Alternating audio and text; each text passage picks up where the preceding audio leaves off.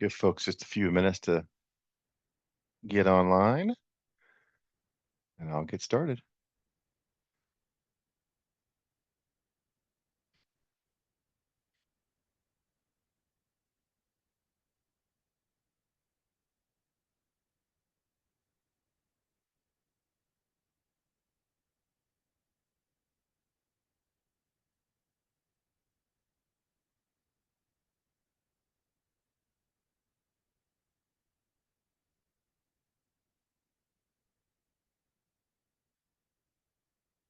All right, it is 1 after, so I'm going to go ahead and get started.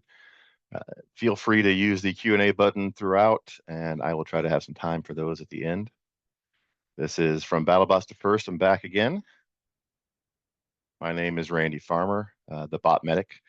I am one of the lead mentors for the Mechanisms 8736, and I have been since 2023, their second year. I was also on several iterations of Bombshell and a few iterations of Slammo on the television show BattleBots. The Botmedic nickname, I got that working in combat robotics for the last 30 years, often in the pits helping other people fix their robots, sometimes ones I helped break. Other way that came about was back in college, I was a wilderness first responder on a search and rescue team in Alabama, and I had an EMTB certification. These days, I teach first aid to scouts and generally try to stay away from anything that's not just a Band-Aid. All right. BattleBots, I was involved in the 2016, 18, and 19 versions of Bombshell as an Atlanta-based team. We came back on the ABC reboot of the TV show. Bombshell was a kind of a diesel punky World War II-y Air Corps themed robot. The 2016 and 2019 versions were very modular. 2018 was supposed to be more modular, but for time constraints and a shortened filming schedule, we had to go with a single weapon setup. And then when Bombshell kind of faded out, I went over to Craig Danby's team. Craig was famous from the Robot Wars, Foxic, and a few other teams. I joined his team called Slammo. That was Slammo with a W in 2020, and Slammo with an exclamation point, no W in 2021. 2020, we were actually sponsored by Husqvarna, the robot lawnmower division. So we actually had a mowing theme that year. So I know a lot of students get asked all the time when they mention that they're involved in robotics, is it like BattleBots?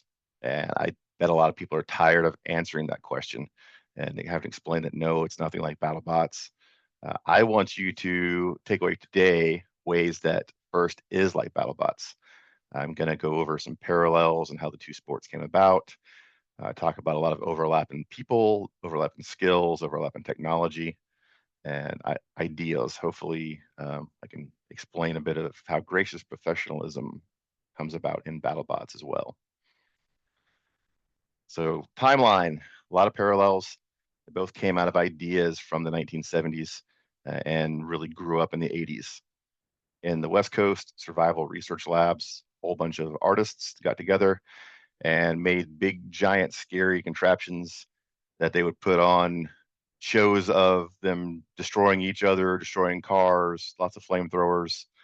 A lot of times their shows would end up going until the police showed up because there were enough noise complaints, and they didn't always have permits to put those shows on. Meanwhile, on the East Coast, Woody Flowers at MIT was building Course 270. Hopefully everyone's heard of Course 270 by now in the history of FIRST. Every mechanical engineer had to take it. They all got given a box of parts and a challenge, and they had to solve that challenge using those parts. Very similar to the idea that led to FIRST. Late 80s, the Denver Mad Scientist Club, those crazy guys on the left, started something called Critter Crunch at the Denver Mile High Con. They put together a formal set of rules, a robot that had to fit inside of a 1-foot square, weighing no more than 20 pounds, and a few other rules that fit on one sheet of paper. They open sourced those rules, and they started a competition called the Critter Crunch. You can see a lot of those robots have tethers on them, and not a lot of eye protection in the crowd. 1992, the very first FRC competition, Maze Craze. If you've never seen Maze Craze, go look on YouTube. There are 4 robots driving in that square full of dried corn kernels trying to collect those tennis balls, and all the robots are on tethers. We've come a long way. 1991, Dragon Con Robot Battles. They took the Critter Crunch rule set and started running their own competition. This is where I got involved in 1996, building combat robots. Dragon Con Robot Battles, we just did our 73rd event, because we do events at all kinds of conventions and events all around the Southeast. It's the longest continuous running robot competition in the world. My future bombshell teammate Jason is wearing that purple shirt. He has a whole lot more hair in these pictures than anytime he was on BattleBots. He's the bald guy in all of BattleBots photos. 1991, Woody Flowers and Dean Kamen get together and they start first. 1994, some of the folks inspired by Survival Research Labs start putting on a live show for, they call it Robot Wars. And they're trying to get people to build robots and come have a formal competition instead of just a real big loud art show. And that was the poster. Robots looking a little lame over there. RC cars with some pots and pans put on them and some spikes. It got better. The original robot arena hazard was that bowling ball on a chain. Somebody's job was to swing that around. Meanwhile, FIRST in 1994 had a much better marketing team, much cooler poster. And it's the first year that FIRST went vertical.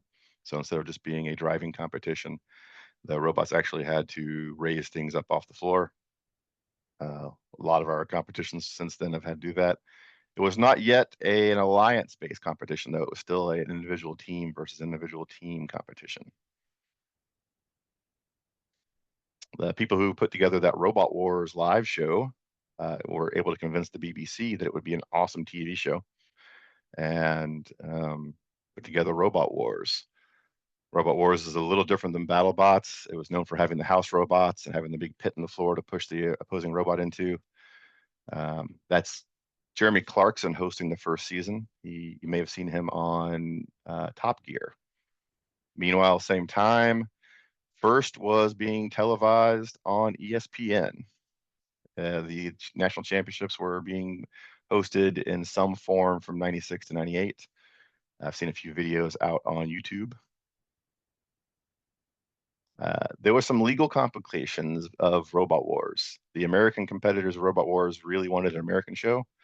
They didn't want to have to keep flying over to the UK to film. There were some issues with the naming rights and who owned the concept. So a few of them got together and said they'll just start their own show. So they started something called BattleBots, and they convinced Comedy Central of all networks to host it. Comedy Central Sports presents BattleBots. We didn't have Jeremy Clarkson, though. We had Bill Nye for the first season. He was our engineer in the pits, who was telling you all about all the robots. BattleBots went on Comedy Central for 5 seasons. It got canceled in 2002, 2003, after running 5 different seasons. There were a lot of well-known people that were on the show. That is Grant Yamahara on the left and Adam Savage on the right. They were actually co-workers at the time before Mythbusters. They both worked together at Industrial Light and Magic. They both built R2-D2s for all of the Star Wars prequels. Meanwhile, BattleBots tried to start a STEM league, high schoolers building 12-pound combat robots. It was called BattleBots IQ. Later on, it turned into Bots IQ. It ran for a few years. We had a lot of people who ended up in later seasons of BattleBots get their start there. Especially, it picked up pretty heavily down in the South Florida, Miami area. That is Will Bales from Hypershock on the left in the pink shirt, and future Witch Doctor team, Andrea and Mike Galately on the right there. Back on TV, FIRST got some coverage in 2011. will.i.am for the Black Eyed Peas hosted a show called I Am First, Science is Rock and Roll. You can watch the whole thing up on YouTube. I think this is probably why there's a lot of Black Eyed Peas music still in our FIRST playlists at our competitions today. Also in 2011, a book came out called The New Cool. It followed the Penguineers 1717 in the 2009 season. That was Lunacy. So some of your mentors may remember the Lunacy season, the super low traction floor. They followed a few other teams. I think 1717 was the only one that they were following that made it to Worlds, and that was what they were trying to do, was follow a team from preseason to Worlds. There was rumors that Disney had licensed this book to make it a movie. I think I heard that fizzled out somewhere during COVID. ABC in the Disney family picked up BattleBots for a renewal in 2015. So they did an invite of 24 teams. Those teams came and filmed a few preliminary battles and then filmed a 16 bot single elimination tournament. Paul Ventimiglia from Paul went to Rochester with Byte Force won BattleBots 2015. It was a rating success, so they renewed us for 2016. 2016 was a more open invitation, and that's where we came in. Mike Jeffries from Bombshell had been invited to 2015, but it was a very short notice. Most of the teams at 2015 already had heavyweight bots that they were fighting in non-televised competitions, and were able to bring that bot with a few changes and appear for that episode, that season. 2016, we had very similar to a first build season. We had about 8 weeks from being invited to having to ship the robot. So Mike looked around, found a bunch of people from Robot Battles that he liked competing against, and decided to put together a team. And that's where the Chaos Core and Bombshell came from. Mostly local BattleBots or combat robots from Robot Battles. So in our 2016 season, we had kind of a Cinderella run. We lost our playoff battle and got a wild card slot. Got seeded in the tournament based upon our performance. They really liked the fact that we had multiple weapons and were modular, and we used all of them. We ran through, beat 5 teams to make it to the finals. We beat Minotaur, the Brazilian team, in the semifinals in the morning, and 4 hours later, we had to be back in the arena to fight Tombstone. And pretty much everything was broken. We had gone through all of our spares. We were borrowing parts from other teams. We borrowed a lead hammer from another team, melted it into the back plate of our armor to try to move our CG back to keep the weapon we were going to use against Tombstone from nose planting into the ground. BattleBots is a 250-pound weight class, and we were at 249 pounds going into that fight. I think only 3 of our 4 wheels were actually working, so everything else is pretty much dead. We went with a horizontal spinner that was on a 4-bar mechanism to keep it parallel to the floor. The goal was certainly was nowhere near as strong as Tombstone's spinner, but the goal was to try to be surgical and attack his chain that ran his spinner. And we missed it by about a 1/4 inch. There's actually a picture with Ray holding up the hub of that weapon, and there's a nice gouge right below where his chain was. So we almost hit it. We missed it, and it's pretty sad final. I think 22 seconds later, we're laying in pieces all across the floor. ABC did not pick up the show past that season. The show went on a hiatus for a year and got picked up by Science Channel and Discovery Channel. And then we came back with Bombshell and for a 2018 filming season. So there's no 2017. And BattleBots Discovery Channel is still the current home of BattleBots. Recently, Warner Brothers, HBO, Discovery Channel all did a giant merger.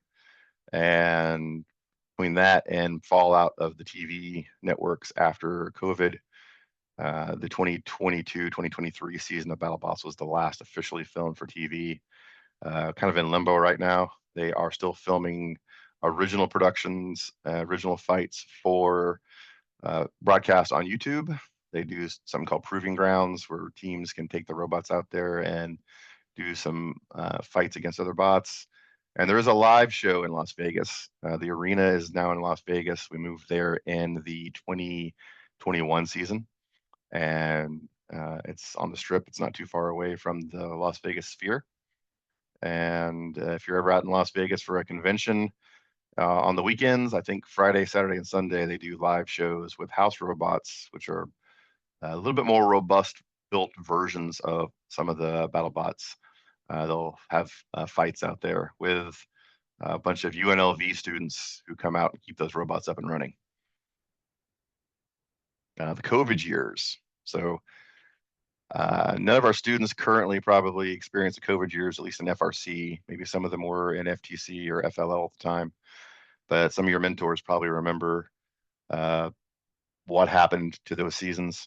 The Disney Channel original More Than Robots was filming a documentary following a lot of teams around the world. And most of those teams didn't actually make it any competitions because of COVID. BattleBots continued to film. We filmed a 2020 and a 2021 season under very heavy COVID restrictions.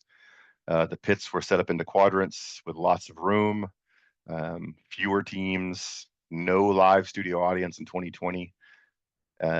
Before you arrived, you had to have a COVID test.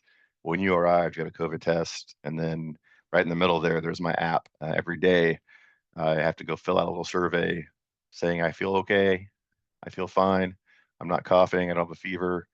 And I would get called every 3 days to have another COVID test before I could enter the pits. I really did enjoy the filming in 2020.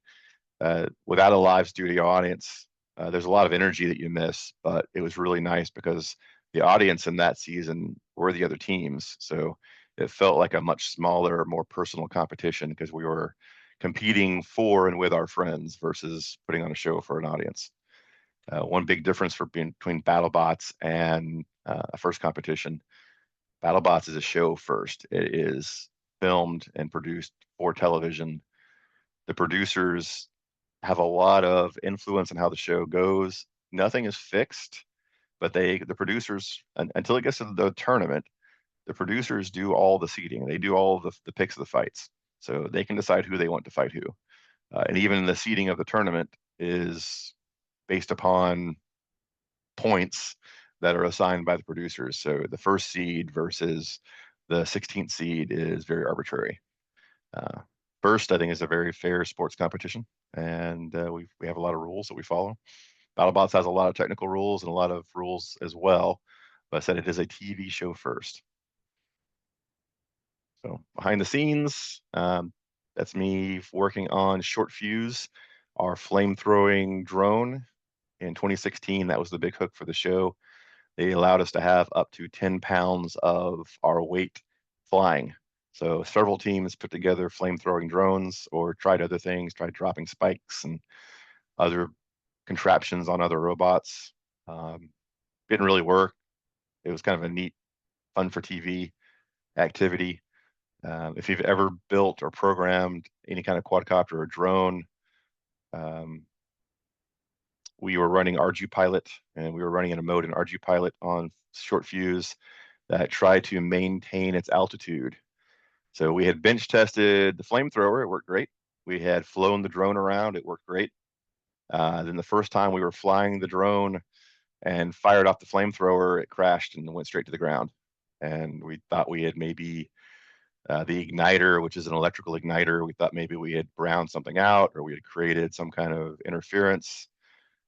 We went and loaded up all the telemetry from the sensors and realized that the altitude hold function is pressure based. It was using the built-in barometer.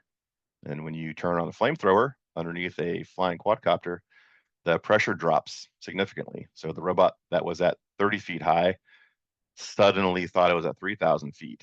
And the PID loop to go from 3,000 feet back to 30 feet decided that the fastest way to do that was just turn off all 4 props. So it just shut down and fell out of the sky. So we fixed that. We turned off the altitude hold mode and went back to a manual mode. It is really hard to fly a quadcopter inside the BattleBots arena because there are ginormous fans that are set there to suck all the smoke out of the arena in case there's a fire. We use lithium ion battery packs, and you don't want the audience or the crew to breathe that smoke. So if you ever see a fire on BattleBots, you'll see one of the producers put on a full face respirator and go in there with the big hose to suck the smoke out. We quickly get those bots out of the building and go out. We have a nice place outside for everything to cool off. It's right by the dumpster, so you can throw away your burnt crisp robot when you're done. But those fans create some interesting eddy currents. There's a fight in 2016. We did not have short fuse in there. We were fighting a bot called Poison Arrow, which later turned into Copperhead. Poison Arrow had their own flame-throwing drone. Jason and I were flying some off-the-shelf little tiny quadcopters around to try to attack it. And one of them got caught in one of those eddy currents, and we actually never found it again. We think it got sucked up into one of the ceiling fans. The first and only time I ever drove Bombshell in the arena was for a William Osmond video. That's me. I'm driving Bombshell against a bunch of other BattleBots drivers, all driving $20 or less home Walmart RC cars. And we discovered pretty quickly that half of them were probably on the same frequency, not necessarily the same channels for the same mode, but a lot of overlap on all the channels. They don't use spread spectrum for those things. They're just straight up AM and FM radios. All right, driving. That's my son, James. He's actually a senior on the mechanisms this year. That was his birthday in, let's see, what bot is that? That's Bombshell 2019 back there. So it was his birthday that year, and he's in there getting ready to work the hammers, and we are fighting Lockjaw in this match. James has been fighting combat robots since he was 5 years old. I think he won his first match when he was 7. And his little brother does the same thing with us now. His little brother is on our FLL team, the mini mechanisms. James and I, when we have tried to drive the mechanisms robot, we both have trouble because we've both grown up driving RC cars. BattleBots are essentially ginormous RC cars, and it's a robot relative driving. Mechanisms robot is swerve, and it's field oriented, and that has taken us a lot to get used to driving that. So James was our drive coach and electrical lead last year. I don't think either one of us are going to be driving competitively anything like FRC. 2020 season, we had free delivery from McMaster-Carr, and they would bring us 3 times a day. We had couriers from McMaster bringing things to the pits. And because the pits were so isolated for the COVID restrictions, we weren't able to play a lot of the pranks and tricks that a lot of the teams like to do. And we were a lot less social because we weren't supposed to go into other teams' pits. So the Hypershock team found the longest rigid piece of straight material that they could find from McMaster. I think that was a 16-foot mailing tube. They had to bring a special truck that day to deliver that to our pits.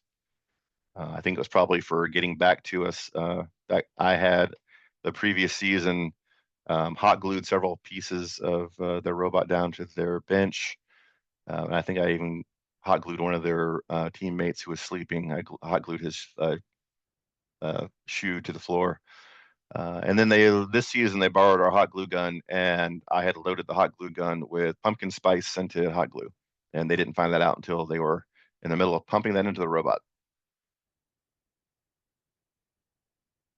We were sponsored by Husqvarna that year, Mobot, and we set up our own little mini golf course. So this is the Team Black Dragon from Brazil came by and tried our own little mini golf course. Every fight that we'd have new hazards, broken parts of the robot would end up on there. So try to be social and have a lot of fun with the other teams. Back in the pits, all the teams, they all help each other. Nobody wants to win in the pits. Everyone wants to win in the arena. You don't want anyone else to have any excuses. You don't want anybody to struggle. You want everyone to be their best when you go in to ideally beat them in the arena. Everybody loans each other's tools, parts, help, advice, whatever they can do. That is our practice bot, the practice box. It's a 12 by 12. It's the same walls that they run inside the BattleBot arena. And if you thought an FRC inspection was tough, BattleBots inspection is even tougher. All of the wiring is inspected down to the detail to make sure there's nothing exposed. Before every single match, we have to go in and do a full function test inside the test box to prove to the producers, one, that your bot is ready to go. So you go from the scales to the test box to queue to line up for the fights. So a lot of times when I'm back and I'm watching the fights on TV, a bunch of them I haven't seen because if we were either back in the pits and busy, or if we were in line waiting to get in the queue for our fight, we don't see a lot of those fights because you're either outside at the test boxes in the queue for scales, or we don't always have the best view from the side of the arena where we're waiting for our next fights. We actually, also, we don't hear as much of the audio that you hear on TV. Chris and Kenny, we don't get to hear a lot of the commentary that they're doing. And in fact, they re-record a lot of that commentary between fights while they're waiting. There's downtime in TV. They're re-recording and re-watching previous fights and getting like a second set of reactions to those. And sometimes Farouk is coming out and redoing some of the introductions for robots that they maybe didn't think worked well the first time. Some of your mentors probably remember Bag Day and FRC. Back when build season was over, you had to bag up the robot and ship it off to your competition. We have something very similar in BattleBots. We've got Crate Day, and depending on where you live, Crate Day can be different. So that is our entire pits and the entire robot fit in a 4x4 by 8-foot crate. BattleBots pays to have that picked up and shipped out. As an East Coast team for a West Coast TV show, 2 weeks prior to filming is when we have to ship it. International teams, European teams are 4 weeks, and our poor friends in Australia have to ship 6 weeks prior to filming. West Coast teams have a great advantage. They can just drive in with their robot. So we actually have complained about that a little bit, that the West Coast teams have a bit of an advantage. They get extra time to build because a lot of times our TV show is not announced till about maybe for lucky 16 to 12 weeks before we're supposed to be there to film. So robot goes into the fight looking like it is on the left. That's us on the scales getting weighed in, and it comes off looking like it does on the right. I don't know where the googly eye came from, and I plead the fifth on the golden teeth. But after every fight, we pretty much have to go back and rebuild the robot. So this particular robot is in the lobby of the maker station here in Marietta. This is the 2018 version of Bombshell. It's here at the build site for the mechanisms if you ever want to come visit. And every single fight, we had to take this robot pretty much down to the base plate and rebuild it. Every single plate on that robot is held on in shear by 1/4 bolts. And if you want to ever practice removing strip bolts, I've got several panels you can come practice on because they usually got stripped. There was a lot of CAD challenges in this robot. We had 3 different mechanical engineers working in SolidWorks, all trying to work on the same robot. SolidWorks at the time, I may have gotten better, does not have great source control and version control and collaboration tools. So I'm really jealous of some of the tools I see the team using these days where they're able to collaborate on drawings and master sketches. Some things got lost in that sharing. A lot of those 2 a.m. CAD sessions. We were supposed to be running 2 brushless motors for the weapon. Somehow the version that had a single brushless motor got merged in, and that's what the parts got built with. So that's what we had to build. Somehow in all of that, we lost the ability to tension our belts for the weapon motor. And I actually got a video about that in a bit. Gracious Professionalism in the pits. On the right there, that's Team Minotaur. This is in 2019. No, sorry, this is 2018. 2016, the last season, we knocked them out in the semifinals, and they did not get a chance to go to the finals because of us. And we lost to Tombstone, and they probably would have had a much better chance of beating Tombstone than we ended up, all things told. But here they are. They're helping us. We were using a brushless weapon controller for the first time that they were very familiar with. It was a brand that they had actually recommended to us.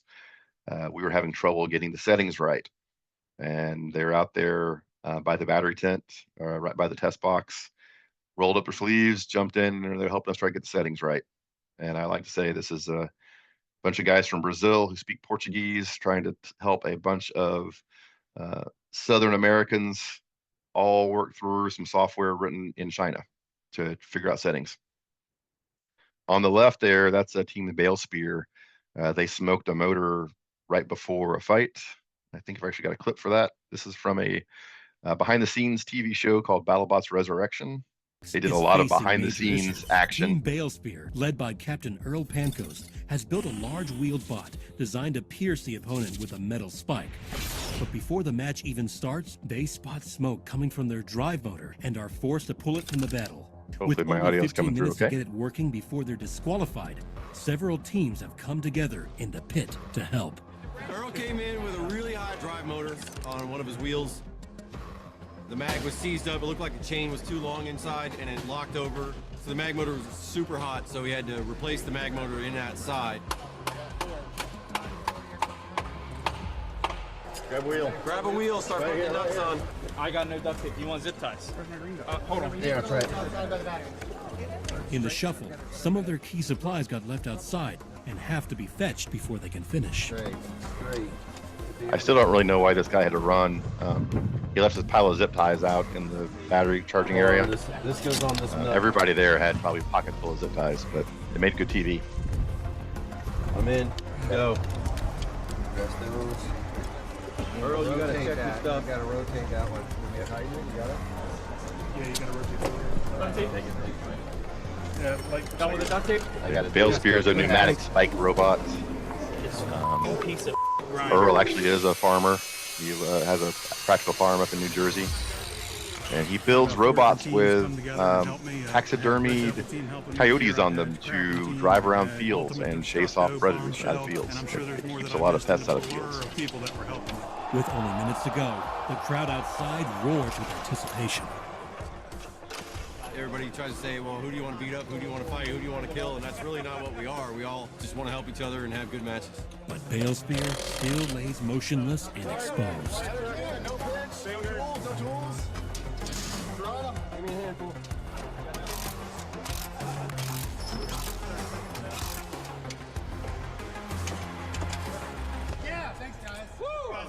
That's what happens in the pits, you know, somebody needs help, everybody jumps in. With only seconds to spare, Team Bale Spear heads out towards the arena. All right. So that happens all the time, every day. The camera crew just happened to catch that one. Other skills at BattleBots that you should take to first. Bolt retention is a good thing. Loctite is your friend. On the right there, that is a loose cap screw that looks like it went many, many rounds around that brushless motor and came loose at some point. And luckily, it looks like it didn't jam anything up. But that one circled on the left there, that's a sheared bolt, came off and did jam itself between our steel frame and one of our wheels. Clean, organized pits. This is what the pits start off looking like. We were filming, this is Long Beach. We were filming at a former Lockheed factory that used to build the C-19s. This is what the pits look like shortly thereafter. Everybody's crates arrive, you unpack your crate, crates get pallet jacked off to the side, and you build your pits. And at this time it was 10 by 10, very similar to a first pit. All your spares, all your parts, all your snacks, all your wardrobe. This is where we worked. And that's where we lived for basically 2 weeks. We would do 3 days of filming and 1 off day. That off day was the crew off day. We were not crew, we were participants. So pretty much if we had a fight coming up, we were there the full time. It just means there weren't fights being filmed those days. Keeping the pits organized. There's my son James again, helping us on the floor, sorting through some boxes of bolts. Always be cleaning. So if you got time to sit around and relax, you got time to put tools back away where they go. Sometimes in the rush of getting the robot back out to the next fight, the next match, Things get left out where they shouldn't be. For us, pretty much the entire team goes to the arena, but in first, not everybody's on the field. So while your team's in queue is a great time to go back and get those tools put up, put those spare parts back where they go. So when you need them next time, you know where they are. All right, it's one of my favorite stories from that year. This is again 2018 bombshell. I mentioned earlier that in the CAD hustle, we lost our eccentrics and our ability to adjust where the motor for our belts for our weapon drive were mounted. So we tried different size belts, we tried undersized, we tried spraying belt dressing from the automotive parts store on these belts, but they just kept slipping. They would stretch, they would slip. And what we really needed was an idler or a way to adjust where the motor mounted. But it was pretty rigidly mounted into the frame, and the weapon motor or the weapon drive axle itself was very rigidly mounted. So an idler was the only option. The mechanical engineers on the team fired up SolidWorks, and they were designing some, free floating bearing holders that they were going to, have someone in the pits that had a Markforged printer 3D print for us overnight, and we were taking some parts over to the Haas machines to CNC. And that's when we start looking at what they've come up with, and we say, that kind of looks like a skateboard truck. And 30 minutes later, we went to Walmart and we're back with a kid's skateboard truck, popped the wheels off, popped some bearings on where the wheels went. And you see that's literally a back of the napkin sketch, actually a paper towel on that left over there of where it needs to be laid out. We did actually use the CAD to figure out where it needed to go. We just transferred those dimensions to a paper towel. Matt transferred those dimensions into actual real world holes. And then we mounted that skateboard truck and it worked. And then we were able to actually spin our weapon without those belts slipping. And that skateboard truck survived every single fight. And it's actually still mounted inside the robot today. And we still have a spare, never did get to the spare. So sometimes the solution isn't something you have to reinvent. Sometimes the solution is on the shelf. You just need to identify what the part is. Bring spares. BattleBots lets us bring as many spare parts as we want, as long as it fits in that crate or we're willing to pay to send it off ourselves. You see on the right there, there's a stack of tombstones pretty much ready for them to move the weapon motor over into and get it good to go. Drive wheels are already mounted, and I think he can swap over one of those in about 2 hours. Bombshell was built as a modular robot, and the rules basically just say that we can change up between fights whatever configuration we want, as long as a 7-year-old could look at it and still know it was our robot. So it has to maintain the overall look and feel and theme of our robot. But we had a big giant axe module. We had a vertical spinner, a horizontal spinner. We had a lifter, a flipper. We had flamethrower modules.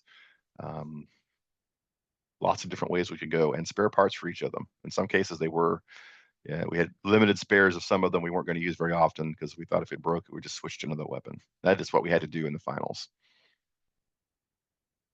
Pack the tool you don't want to have to use, because if you don't, you're going to need it. We actually used that sledgehammer multiple times. We packed it, but we ended up having to use it. I think we actually used it pretty inappropriately a few times. I think we used it to line up, using the handle as a lever to line up parts of our frame to reassemble the robot. I don't think we actually use it as a sledgehammer. Clean, well-managed wiring is your friend. On the left, that's Slammo after Jason and I got a hold of it and rewired everything to be nice and tight and clean. The entire wiring harness and area for Slammo, I think we probably could have fit 3 bombshells worth of wiring into. Bombshell 2016 is on the right. Bombshell is actually 3 different robots. There's a drive pod on each side, and that center section is the weapon module. And those are actually completely separate. They each have their own pack of batteries. They each have their own receiver, their own controllers, their own motors, and will actually run independently. There are no wires transitioning across those rubber bumper mounts between each of those sections. Don't be afraid of hot glue and zip ties. Zip ties are great. We have color codes for zip ties in the team. There are certain colors of zip ties that are permanent. They are part of the wiring harness. They are permanent strain relief holding the wiring harness into the robot.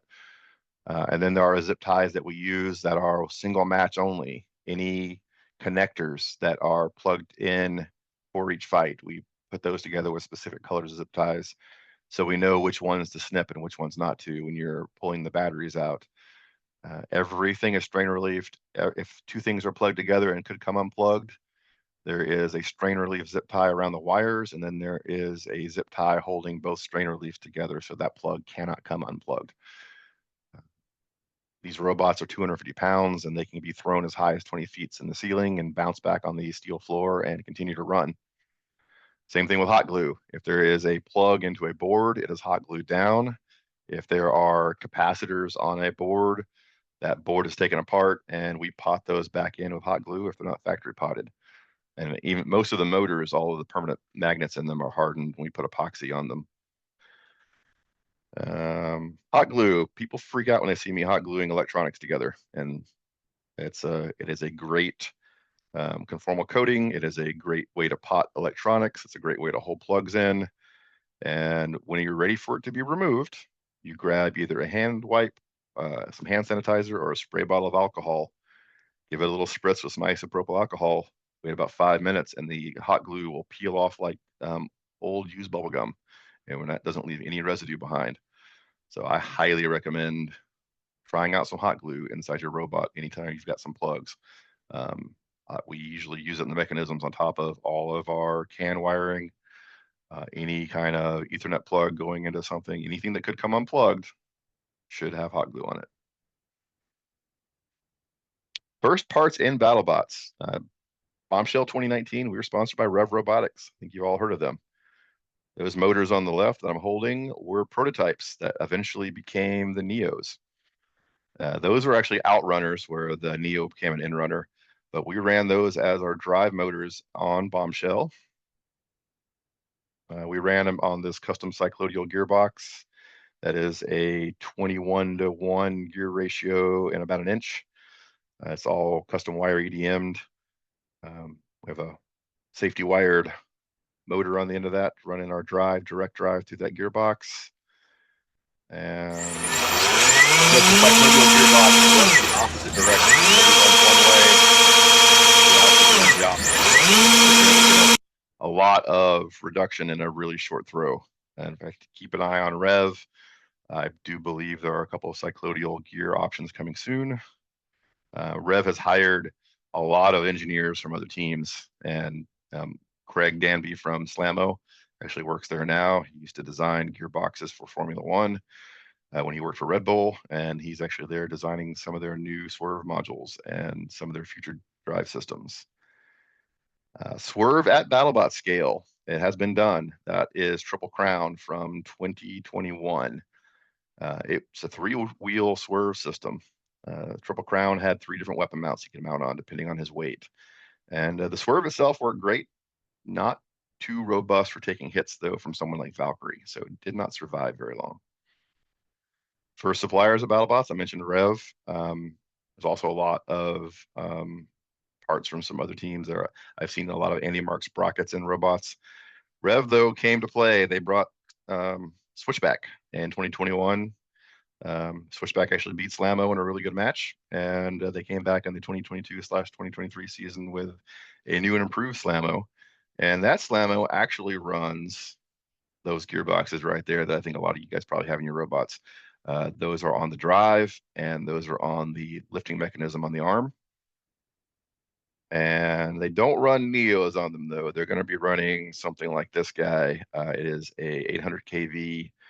I think the Neo is like a 400 watt max output motor. That is a 15,000 watt max output brushless motor. Voltage, we get to run up to 60 volts in BattleBots. Used to be 120. Now we're limited to 60. So a little different than the 12 volt motorcycle battery that we have on our FIRST robots. On the right there, that's actually the arm lifting mechanism on that ginormous spline they've got coming out. So hopefully you recognize some of those Max Planetary stages. So good testing ground for first parts. If they can survive the rigors of BattleBots and the shock that BattleBots robots take, they should be able to handle what we do in FIRST. FIRST alumni and mentors. We actually have a Facebook group for people who were FIRST alumni who were on BattleBots or our mentors on FIRST teams. And every year at Worlds, we have a big group session of all the teams that are there. So Greg and crew from Rev are usually there already as vendors. Last year, the guys from Huge were out there with Mauser. They're one of their big sponsors. So it is really hard to throw a wrench at BattleBots and not find FIRST alumni. So there's the 2022 winners and finalists, and almost everybody on there has some connection to FIRST. Either they are a mentor currently, they were an alumnus, they have family on there. You may recognize some familiar names up there. Third one down, Aaron Hill. We're happy to have Kellen Hill keep us running one of the best practice fields I've ever seen. The Hill brothers have some really nice robots. Go out on YouTube and take a look at how Blip works. It is a really crazy flywheel-based flipper. All right, I flew through there. I had 50 slides. I think I made it. My email address is there at the bottom if you have questions that we don't get to. Do we have any Q&A?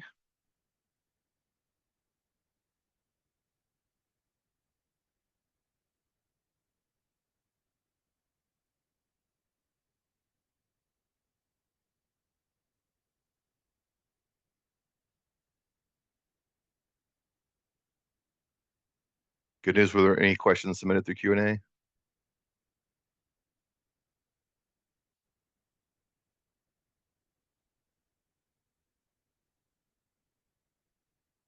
Well, if there weren't any questions, like I said, please feel free to reach out. I am on the FIRST Mentors Slack as Botmedic, and I am available at randy.farmer@themechanisms.org. Please reach out if you have any questions. Good luck on your season.